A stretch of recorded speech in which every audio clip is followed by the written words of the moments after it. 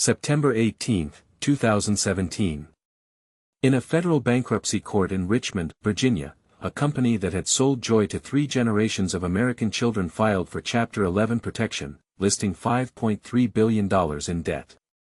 Toys R Us, the company whose jingle had been memorized by millions of kids who swore they didn't want to grow up, was finished. Not because children stopped wanting toys. Not because the magic had faded. But because 3 of the richest investment firms on earth had quietly, methodically, and legally destroyed it from the inside. How do you kill a beloved institution and walk away wealthier than when you started? Charles Lazarus opened the first children's bargain town in Washington, D.C., in 1948, selling baby furniture out of a single storefront. He had noticed something simple and profound: soldiers coming home from World War II were starting families at a staggering rate, and those families needed stuff. By 1957, Lazarus had pivoted entirely to toys. By the early 1970s, Toys R Us stores were spreading across America like a retail religion. The warehouse-style format was revolutionary: floor-to-ceiling shelves, thousands of SKUs, prices that crushed the competition. Geoffrey the Giraffe became one of the most recognizable brand mascots in advertising history. By 1978, the company went public on the New York Stock Exchange. By 1990, annual revenues were approaching $6 billion. By 2000, there were more than 1,500 stores across 36 countries. The company employed 64,000 people. It was, by every honest measure, an empire. But the internet was arriving. Amazon launched its toy category in 1998 and immediately undercut Toys R Us on price. The company scrambled. In 2000, Toys R Us actually struck a deal to become Amazon's exclusive toy retailer, an agreement Amazon then violated by letting other toy vendors onto the platform. Toys R Us sued, and in 2004 a judge ruled in their favor. The partnership dissolved.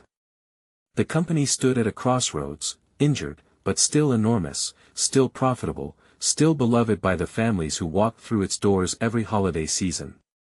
Revenue was $11 billion in 2004. The debt load was manageable.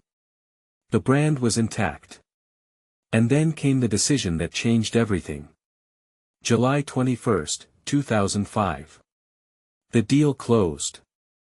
3 private equity firms, KKR, Bain Capital, and Vornado Realty Trust, purchased Toys R Us for $6.6 billion in a leveraged buyout. Leveraged. That word matters.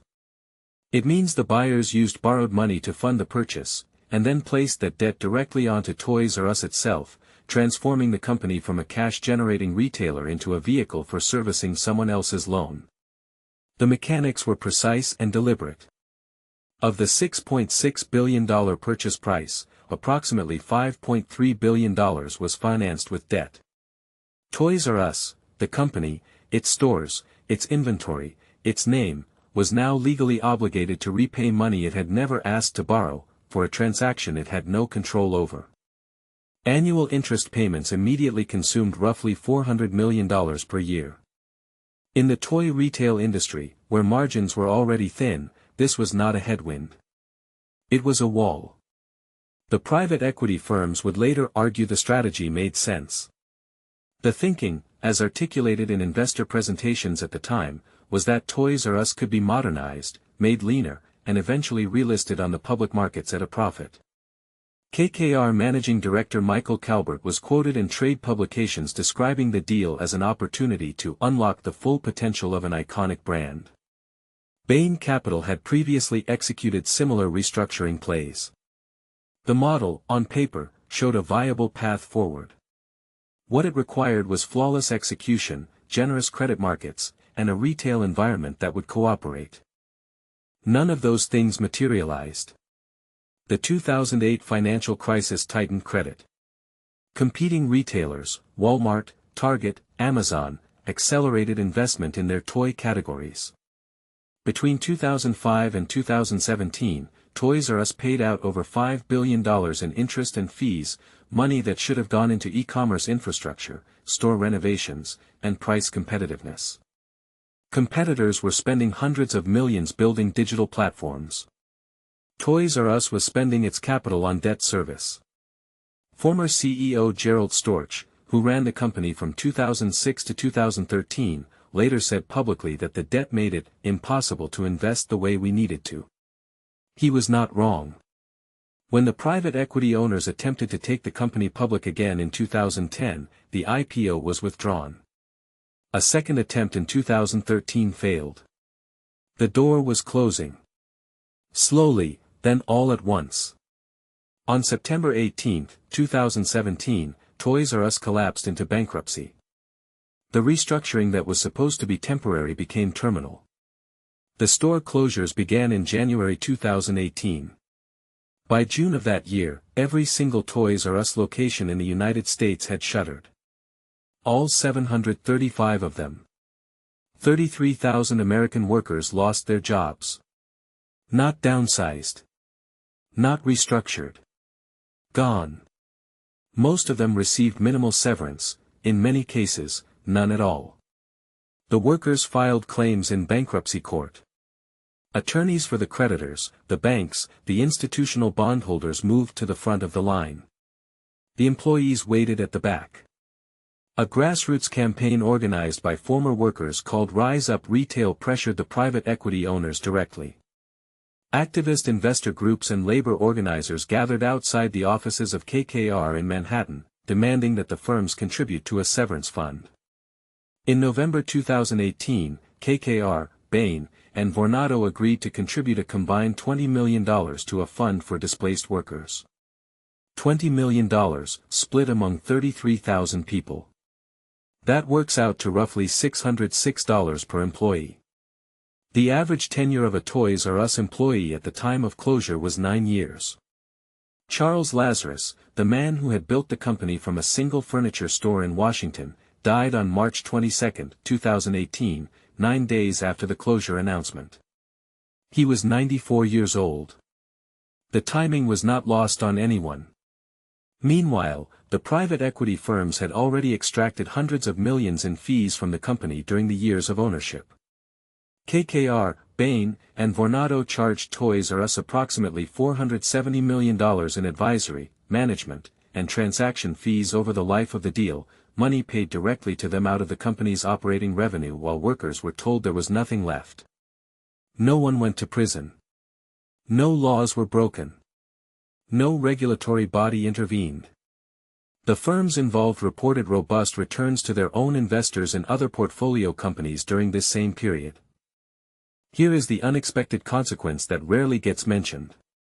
The collapse of Toys R Us sent shockwaves through the toy manufacturing industry that had nothing to do with retail. Mattel and Hasbro, the two largest toy companies in the world, had relied on Toys R Us as a dedicated, enormous, always-open sales channel. When 735 locations vanished simultaneously, Mattel issued a profit warning and began cutting thousands of its own employees. The ripple did not stop at the store door. What happened to Toys R Us is not a story about retail disruption. It is not a story about Amazon. It is a story about a financial architecture that is specifically designed to extract value from an institution while externalizing the consequences of failure onto everyone who was not in the room when the deal was signed. Private equity firms operate, structurally, with a time horizon of 5 to 7 years. Buy, restructure, exit. The goal is not to build something lasting. The goal is to generate a return for limited partners and then move on. That is not illegal. In many instances, it is not even unethical. But when applied to a company with 33,000 employees, thousands of supplier relationships, and a cultural footprint stretching across decades of American childhood, the consequences of a miscalculation are not absorbed by the people who made it. They are absorbed by the people who stocked the shelves. The Toys R Us story sits inside a longer American argument about what companies are actually for. Are they instruments of shareholder return? Or are they communities, webs of obligation that extend to workers, suppliers, customers, and the neighborhoods where the stores stand? The private equity model gives a very clear answer to that question. And the clarity is, itself, the discomfort. In 2019, new investors attempted a Toys R Us revival under the name True Kids. A handful of stores opened. They quietly closed again. The shelves stood empty once more. The Jeffrey the Giraffe mascot was licensed for a while, appearing in commercials for a brand that no longer existed in any meaningful form, a smile borrowed from something that had already died.